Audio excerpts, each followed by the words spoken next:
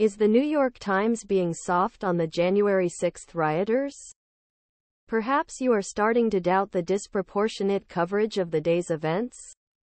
Are you starting to think that Justice Department's investigation into the protests is considered the largest criminal investigation in Justice Department's 153-year history?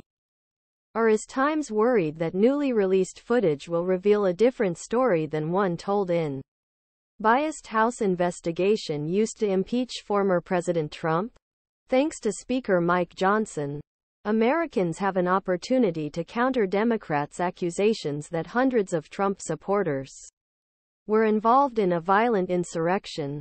The new Republican Speaker of the House of Representatives recently released 44,000 hours videotape, including security footage from Capitol Hill police, giving us another look at what really happened that day.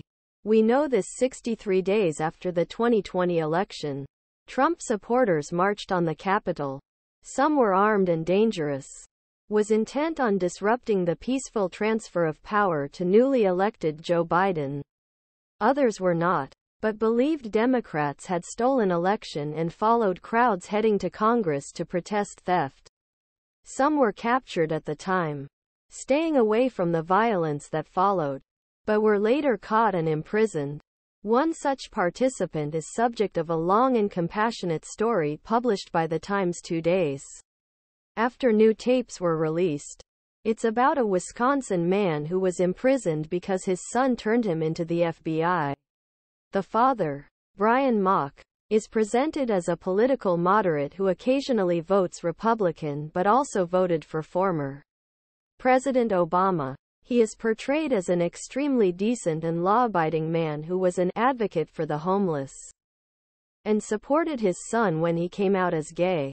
In the article, Mock, who was convicted of 11 riot-related charges but has not yet been sentenced, tries to explain to his son how he became involved with the rowdy crowd and why he was photographed pushing a police officer. He was warned by his lawyers that could spend several years in prison, even though he never set foot in the Capitol and, according to him, only reached out to police when thought they were going for his gun.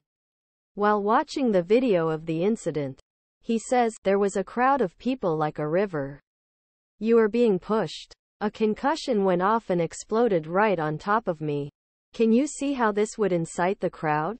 I am not a foaming at the mouth madman. I had a bad situation for about 5 minutes. Do you see where I am coming from?" Many Americans will see where Mock is coming from when he heads to D.C. after Trump declares the election stolen. In a CNN poll last summer, only 29% of Republicans and right-wing independents thought Biden's election was legitimate, while 69% did not. 38% of the country thinks Biden is an illegitimate president. This figure is troubling, given concerted effort of the liberal media to dispel such doubts.